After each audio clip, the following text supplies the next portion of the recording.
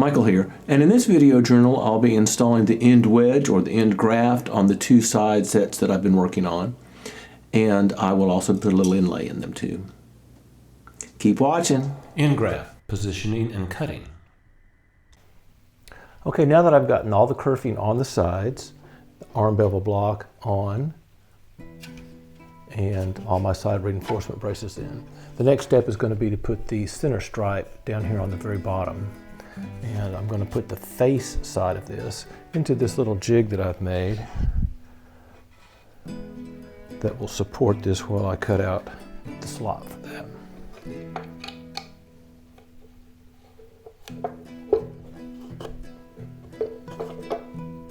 Okay, I've got the body secured in this little clamping device here, and it's time to install these little back center reinforcement stripes.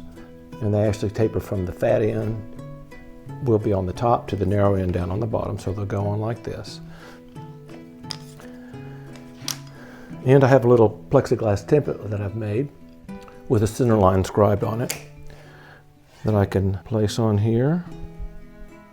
And then I've just got a couple of little cawls here that I will clamp on there. Once I've got one side on, I can just go ahead and put the other side on. I just want that little guide flush up against my template. Okay, I've gotten my template placed there. Now the next step is just going to be to saw down to the depth of my little piece of mahogany that's going to go in there. And I've got my saw with a piece of tape on it to mark the depth that I need to come down. And I'm just going to go ahead and saw to that depth. Okay. Okay, so I've got one side done. Now I'm just going to saw down to the depth on this other side. And here's a little tip. I've got my guide on the outside of where I'm going to route out. So in case for some reason my saw slips or something and I make a gouge in something, it's on waste wood, not on the sides.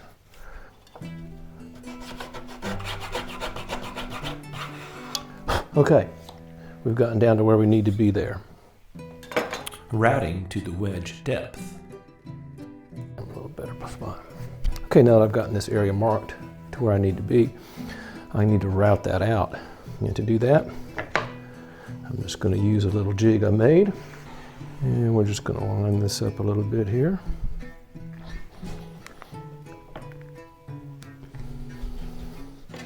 Now this little piece that I've just put on here is not to actually keep me within those lines. It's simply a means of keeping the depth of the cut that I'm going to make level all the way across rather than rounded like the body of the guitar is. Got my router set up here. I'm just going to bottom it out to the top. And then I'm just going to take a piece that's going to go in there and set it over here underneath my depth gauge. Okay, so now that's how far down I need to go. And now I'm simply going to route close to those lines. I'm not going to try to get up and kiss them. I can just leave a little bit out, and then I'll be able to go back and just clean that up with a chisel.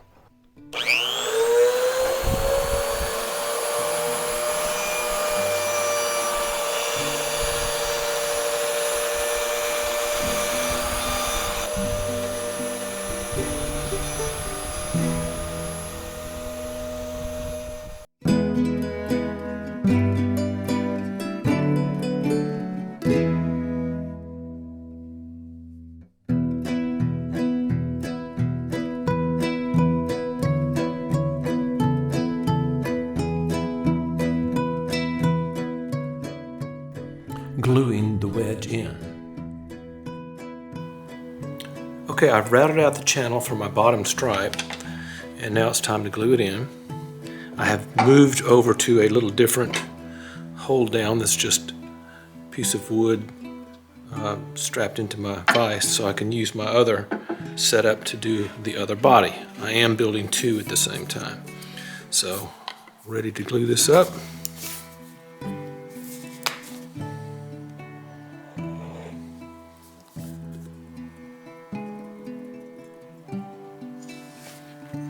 actually angled the sides of these just a little bit so that they'll kind of be a tight fit when they get in there.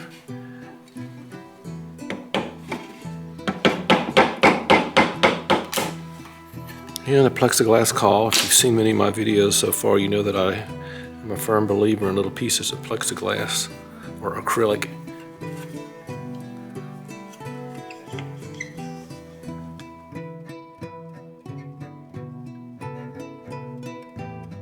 Trimming to the blocks.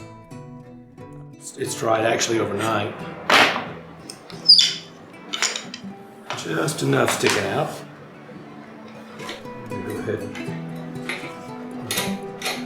take it out of here.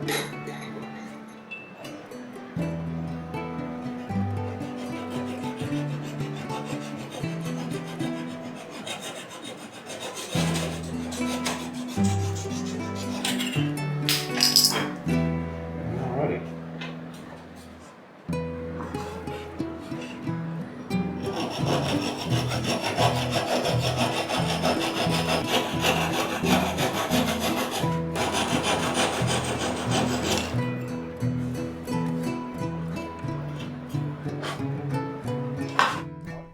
Sanding flush to the sides.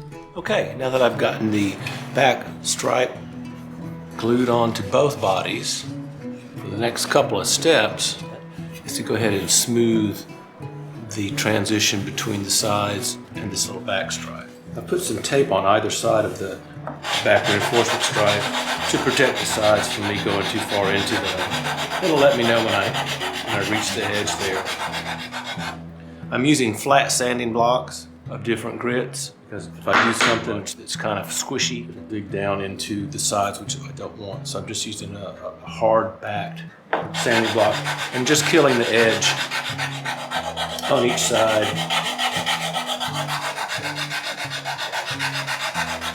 Okay, I'm getting close on either side here.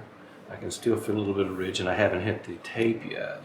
So I want to kind of start following the curve of the sides. So we switch to a little different block.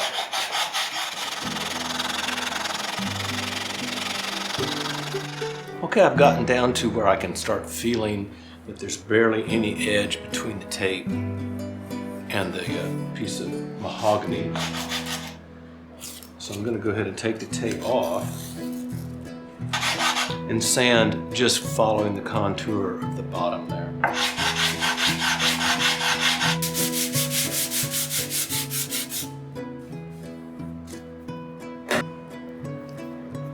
Okay, there we go. I've gotten everything sanded down smooth, flush all the way around. And this is a real pretty piece of figured mahogany. To kind of give you an idea what that's going to look like. Inlaying abalone dots. Okay, so both of these guitars are going to have some little pearl dots on the bottom mahogany strip that I just glued in. And I'm going to go ahead and lay those out now and show you how I do those. This guitar is going to have the same mahogany binding that is made out of this last little strip. And so I'm just going to mark where that's going to come to. So I'm going to locate my center.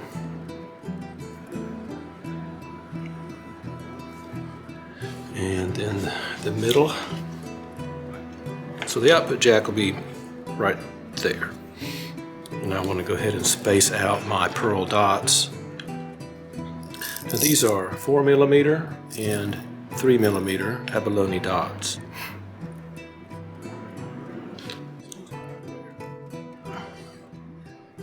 And one right there, and one right here. So I actually have a drill bit here for my 3mm dots that is 3.05 millimeters in diameter. And I've put a piece of tape on there just to kind of mark the depth that I'm going to come to. And this is a grab point bit, so.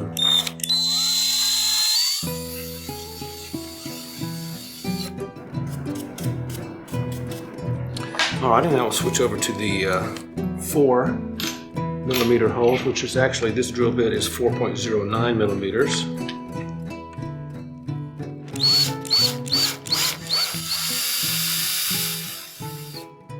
Now we'll test fit those little abalone pieces and see how they do in here. That's a little too deep, but that's okay. And I think that one's just right here. So now I'm ready to glue these in. I've got a little board here just covered with some wax paper. Grab some of that dust, slurry all this together, mix it up, and then just take a bead of this. And we'll start back here with this one. Let's take my little dot. I think that'll work. I'm just going to stick it right there. And then I'm going to use a razor blade to just kind of push it down a little bit. I'll put it that side here. Okay. Now, since this is a super glue mixture, it's not going to take it long at all to dry. Sanding the dots flush. And pearl dust is not fun to breathe.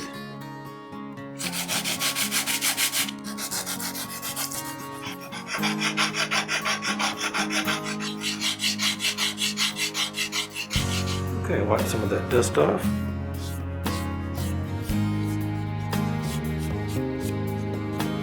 There we go. Well, that concludes this video journal on the end graft. I hope you've enjoyed it. Next time I'll start working on sound ports. Thank you so much for watching.